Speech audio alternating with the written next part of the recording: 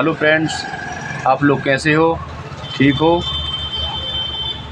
चलो मैं आज आप लोगों के सामने एक चाइना का किट लेकर आया हूँ जिसमें प्रॉब्लम है रेगुलेटिंग फॉल्ट। मेरे पास में एक किट आया हुआ है जिसको मैं विस्तार से आपको समझाऊंगा और इसका फॉल्ट भी आपको बताऊंगा कि रेगुलेटिंग कहाँ से फॉल्ट होता है।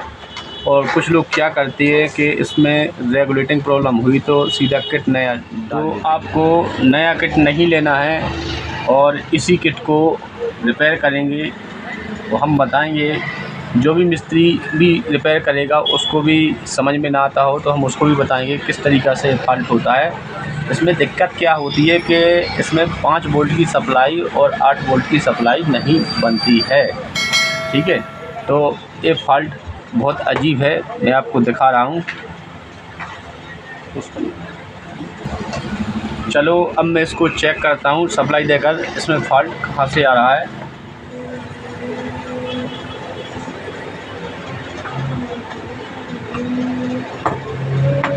सबसे पहले क्या करना है, इस लीड वायर को थोड़ा दूर रखना क्योंकि इसमें 11 kV करंट बनता है, तो इसमें लापरवाही ना करें आप।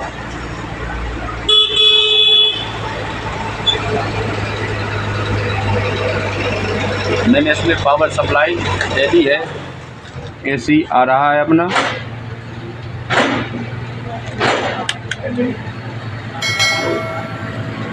DC भी आ रहा है अपना। यहाँ पे 350 वोल्ट के आसपास आ रहा है, वो ओके अपना। अब मैं इसका वोल्टेज आउटपुट वोल्टेज चेक करूँगा वो ठीक आ रहा है या नहीं।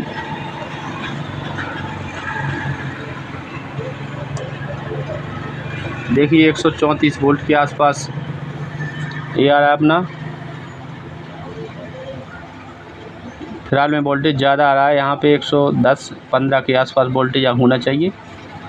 और यहाँ पे 26 वोल्ट आ रहा है, ये ठीक है। यहाँ पे 12 वोल्ट आ रहा है, ये भी ओके है।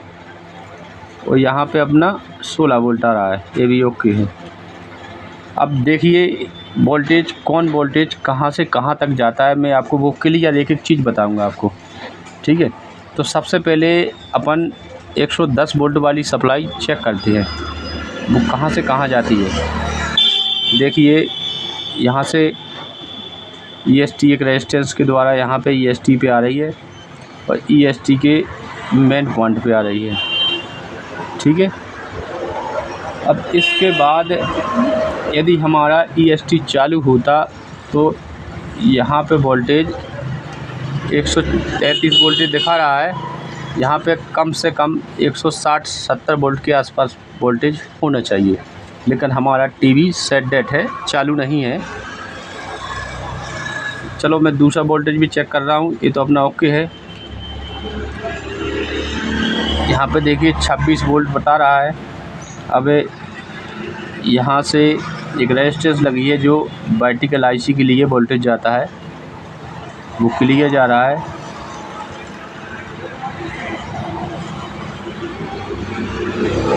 ये दोनों वोल्टेज ओके है। अब यहाँ से ड्राइवर के लिए वोल्टेज चेक करना है। यहाँ से एक रेजिस्टेंस लगा हुआ है जो ड्राइवर ट्रांसफार्मर वोल्टेज जाता है, ये भी ओके है। देखिए ये भी ओके है और ये भी ओके है। अब इसके ड्राइवर ट्रांजिस्टर पे अपन को देखना पड़ेगा। यहाँ पे लगा हुआ ड्राइवर ट्रांजिस्टर, थोड़ा जूम करो। देखिए इसे करो, देखिए ड्राइवर ट्रांजिस्टर पर पल्स नहीं आ रही है, वोल्टेज क्लियर आ रहा है। इसका मतलब अपनी रेगुलेटिंग प्रॉब्लम है। अब मैं आपको आगे के वोल्टेज दिखाता हूँ। मैंने अभी आपको 110 वोल्टेज और 26 वोल्टेज चेक कर दिया है। मैं अब आपको 12 वोल्ट की सप्लाई चेक कराता हूँ। देखिए यहाँ पे 12 क्लियर है। अब यहाँ से आया 12 वोल्ट, यहाँ पे तो आ रहा है, तो देखिए यहाँ पे वोल्टेज आ रहा है, देखिए यहाँ पे वोल्टेज आ रहा है 12 वोल्टेज ओके है। लेकिन यहाँ पे जो ट्रांजिस्टर लगा हुआ है इसकी बेस पर किसी भी प्रकार का वोल्टेज नहीं आ रहा है। यहाँ पे वोल्टेज आना चाहिए 8 वोल्ट के आसपास, तो यहाँ पे वोल्टेज आ रहा है पॉइंट में 8-9 के बीच में। देखिए बेस पे पॉइंट में आ रहा है 8-9 के बीच में, यहाँ पे बल्कि 8 वोल्ट के आसपास वोल्टेज आना चाहिए, तभी तो ये ट्रांजिस्टर काम करेगा। जब यहाँ पे वोल्टेज आएगा तभी ट्रांजिस्टर 8 वोल्टेज निकालेगा। तो ये वाला ट्रांजिस्टर है जो 5 वोल्टेज निकालता है। देखिए यहाँ पे भी 12 वोल्टेज आ रहा है, लेकिन इसके बेस पर किसी प्रकार का वोल्टेज नहीं आ रहा है। तो अब ये देखें अपन, ये वोल्टेज आ कहाँ से रहा है, इन पे कहाँ से जाता है वोल्टेज। चलो मैं आपको आप देखिए, घबराना मत, इसमें कोई प्रकार का विशेष ज़्यादा फॉल्ट नहीं है।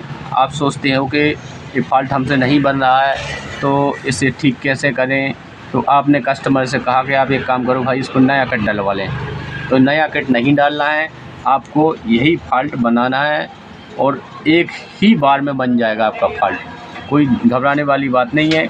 देखिए यहाँ पे एक ट्रांजिस्टर ए लगा है, एक यहाँ पे ए लगा है और एक ट्रांजिस्टर ए लगा है।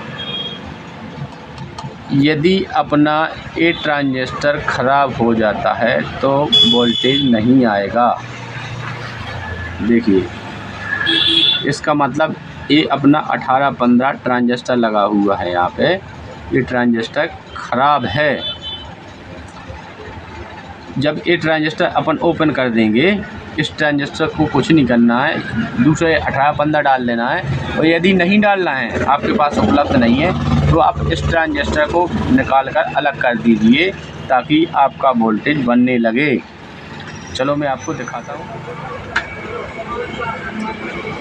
देखो मैं इस ट्रांजिस्टर को निकाल रहा हूँ, वो आपको दिखाऊंगा किस नंबर का लगा हुआ है।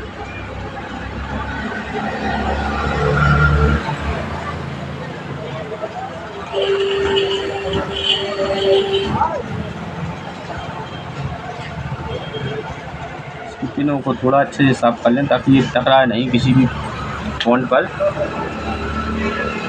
तो मैंने इसको ओपन कर दिया। देखिए इसमें ट्रांजिस्टर कौन लगा हुआ था। अब देखिए ये ट्रांजिस्टर का नंबर 18-15 है।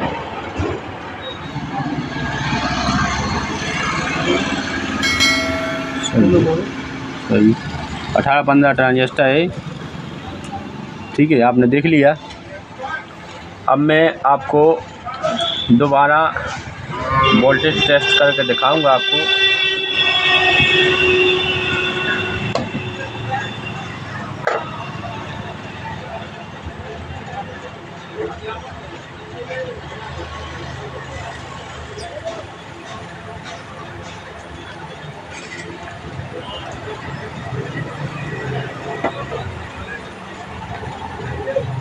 देखिए यहाँ पे वोल्टेज जो मैंने आपको बताया था कि वोल्टेज ड्रॉप मार रहे हैं, देखिए इसके बेस पे वोल्टेज आ चुका है 9.3 वोल्टेज के आसपास है। और इसकी कलेक्टर पर देखिए 11.5 वोल्ट के आसपास आ रहा है। और इसका इमीटर है, इमीटर पे देखिए 8.7 वोल्ट के आसपास आउट हो रहा है। देखिए वोल्टेज बनने लगा है। अब ये ट्रांजिस्टर यहाँ पे कौन सा लगा होता है मैं वो भी आपको बता रहा हूँ। यहाँ पे लगा है 3807 ट्रांजिस्टर लगा हुआ है। और यहाँ पे जो दूसरा ट्रांजिस्टर जो अपना 5 वोल्ट निकालता है, इसमें लगा हुआ है अपना 2655। देखिए इसके बेस पर 5.6 वोल्ट के आसपास आ रहा है।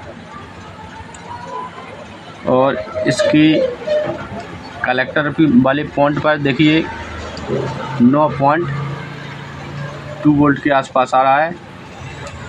अब देखिए इसके मीटर पर 5 वोल्ट के आसपास आ रहा है, ये भी क्लियर है। अब जो यहाँ पे 18-15 लगा था, देखिए मैं इन पे भी वोल्टेज चेक कराता हूँ। यहाँ पे जो नो वोल्टेज जो 3807 से आउट होता है वो ये 9 वोल्ट ड्रॉप हो जाता है। यहाँ पे करंट ये 9 वोल्ट करंट ड्रॉप हो जाता है, जिसके कारण हमारी रेगुलेटिंग सप्लाई नहीं बनती है। अब मैं आपको चेक करा देता हूँ कि हमारा सेट ओके हो चुका है। देखिए अब मैं दोबारा आपको हॉरिजॉन्टल आउटपुट से दिखाता हूँ। जो यहाँ पे EST से अपने क्रोमा सेक्शन के लिए वोल्टेज जाता है वो अपना इस डायोड के थ्रू जाता है। जब हमने चेक करवाया था आपको तो यहाँ पे 130 वोल्ट के आसपास आ रहा था। अब देखिए यहाँ पे 151 वोल्ट के आसपास हो चुका है, यानी कि अपना सेट ओके हो चुका है। अब मैं आपको EST भी चेक करा दूंगा कि बन रही है कि नहीं बन रही है। देखिए